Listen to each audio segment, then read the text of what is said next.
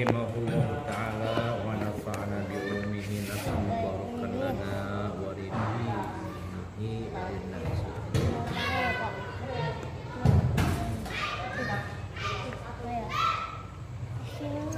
Idza aradallahu bi'abdin khairan, idza arada apabila berkehendak sapa Allahu Allah bi'abdin kepada seorang hamba khairan kebaikan, faqahahu maka Allah memberikannya pemahaman fiddini di dalam agama, wazahadahu dan Allah menzuhudkannya fid dunia di dunia, wa bassarahu dan Allah memperlihatkan kepadanya uyubahu terhadap aib-aibnya. Rawahu meriwayatkan hadis ini sapa Al-Baihaqi, Imam Al-Baihaqi an Anasin dari sahabat Anas. Kata Rasul, idza aradallahu bi'abdin khairan faqahahu fid din. Apabila Allah akan berkehendak baik kepada seorang hamba, pertama Allah akan memberinya pemahaman soal agama. Kalau Allah sudah memberikan kita pemahaman tentang agama sedikit demi sedikit, terus bertambah ilmu agama itu sedikit demi sedikit, bertahap bertambah ilmu sholat, ilmu wudu, ilmu akhlak, ilmu tauhid, bertambah ilmu tentang agama. Berarti itu tandanya Allah akan menghendaki baik kepada kita. Sedangkan kebaikan itu selalu kita minta, baik di dunia, baik di akhirat. Rabbana atina fid dunya hasanah wa fil akhirati hasanah. Itu yang pertama. Berarti sebaliknya, kalau kita sama sekali nggak ada pemahaman tentang agama, atau pemahaman agama itu segitu aja, nggak ada peningkatannya, berarti Allah tidak akan menghendaki baik kepada kita. Itu tandanya. Yang kedua, wazahadahu fid dunya. Allah akan menghendaki baik kepada seseorang itu, Allah akan menjadikannya zuhud di dunia. Zuhud itu tidak cinta dunia, bukan berarti nggak punya dunia. Zuhud itu bukan berarti nggak punya apa-apa. Tidak dipandang orang itu nggak punya apa-apa, orang fakir, miskin, dianggap zuhud, enggak. Terus kita melihat orang kaya, tidak bisa melihat, setiap melihat orang kaya berarti dia cinta dunia, enggak. Tergantung hatinya bagaimana. Kadang ada orang serba kekurangan itu, tapi hatinya enggak zuhud. Itu. Pendapatannya enggak seberapa, bahkan kalau dihitung-hitung tekor terus pendapatannya. Penghasilannya gak nyampe 100.000, paling 50.000 enggak, tapi waktunya semua habis buat nyari duit yang hanya dinilai hanya 50.000, 40.000, sampai lupa sholat, sampai lupa ngaji, padahal gak seberapa. Bukan zuhud namanya, meskipun dia kelihatannya gak banyak dunianya. Terus kebalikannya, orang dinilai, dilihat banyak hartanya, itu, tapi dengan banyaknya harta dia nggak lupa akhirat, itu, padahal banyak urusannya, tetap nyempetin akhirat. Sholat berjamaah awal waktu, ada waktunya ngaji ya ngaji, ya itu kembang-kembangnya zuhud. Yang lebih jelasnya lagi, yang namanya zuhud itu adalah pertama definisinya tidak cinta dunia. Yang kedua, zuhud itu minimal ketika ibadah itu dunia gak ke bawah-bawah gitu, gak ke bawah-bawah hati, Bukan berarti ke bawah dunia, kita sholat pakai baju dunia ini. Itu. Tapi hati enggak terkait dengan dunia. Kalau udah sholat, simpan dulu urusan pekerjaan, jangan dibawa sholat gitu. Kalau udah sholat, simpan dulu kekhawatiran di rumah. Sholat takut gimana, yang penting kita udah berusaha. Rumah udah pintunya udah ditutup, udah dikunci. Sholat, jangan sampai lagi sholat, aduh gimana ya kalau ada yang bongkar gitu. Padahal kita udah kunci, berarti itu masih terus berat dengan dunia. Itu aja. Selanjutnya yang ketiga, wabassarahu uyubahu. Orang yang Allah berikan takdir baik itu adalah tandanya Allah memperlihatkan aibnya, bukan memperlihatkan aib orang, tapi memperlihatkan aibnya. Gitu. Diperlihatkan kepada siapa? Kepada diri kita. Jadi yang kelihatan itu bukan aib orang, tapi aib diri sendiri. Nah, kalau kita sudah melihat aib diri sendiri, aduh kurangnya begini, terasa itu terutama kita nih ibadah nih banyak itunya, banyak kekurangannya, aib kita nih, akhlak kita ini masih seperti ini. Gak harus diomong-omong ke orang, kita sendiri yang sadar, oh berarti Allah akan menakdirkan baik kepada kita. Kenapa? Karena kenyataannya tidak seperti itu kebanyakan.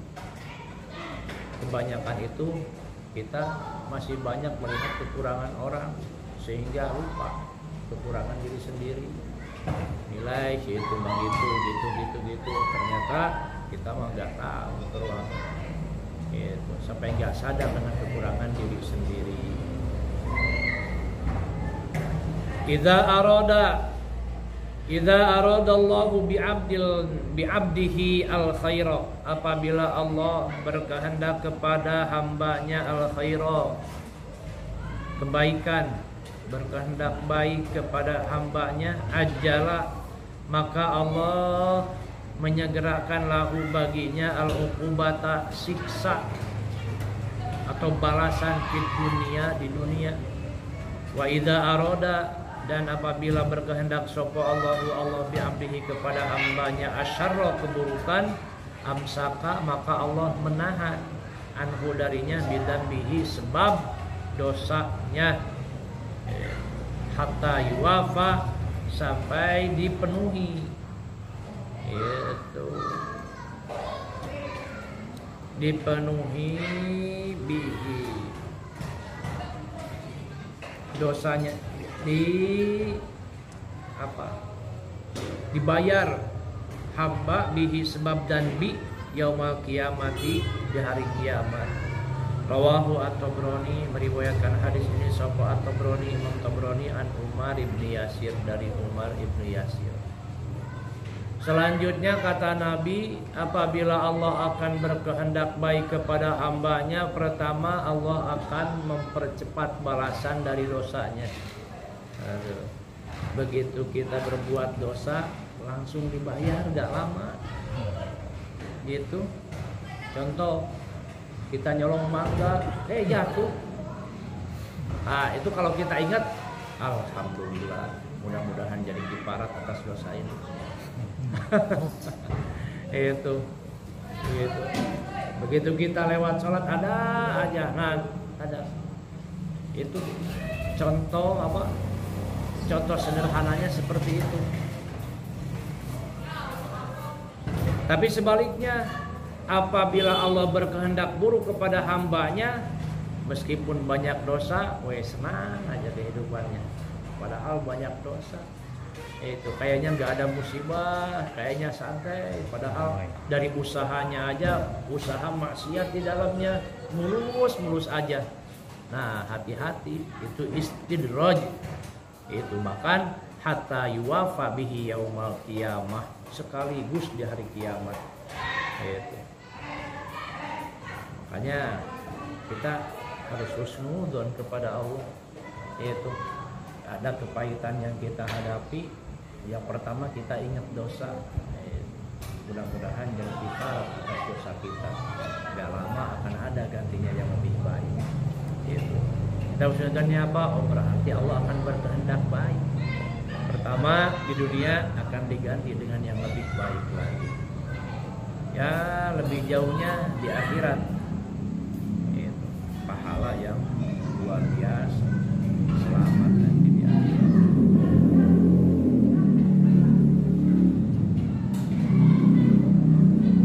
Yang dimaksud dengan bidambihi apa? Ajala, segera itu ya di dunia saja udah dapat.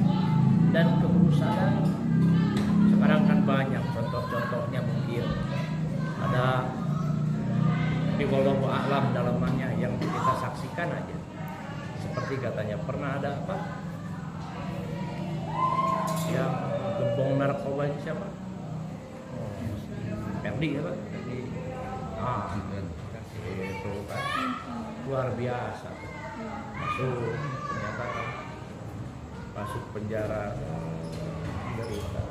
Akhirnya katanya husnul khotimah kelihatannya.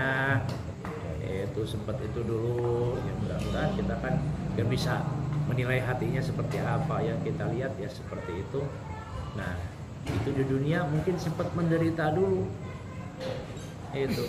Tapi akhirat mungkin udah nggak ada. Nah, ini mungkin penjabarannya kepada hukum dalam Islam. Contoh, dalam Islam seandainya orang berzina, hukumannya dijilid atau dirajam, berat. Kalau zinahnya zina muhson, yang sudah bersuami atau beristri berzina, itu kan dirajam, dilemparin batu sampai mati. Wah, menderita, sakitnya luar biasa. Tapi andai saja diberlakukan seperti itu, meninggal udah nggak ada dosa, ini selamat di akhiratnya. Sekarang yang berzina bebas-bebas aja sampai di akhirat. Kalau nggak Allah menerima, nggak benar-benar bertaubat. Ya.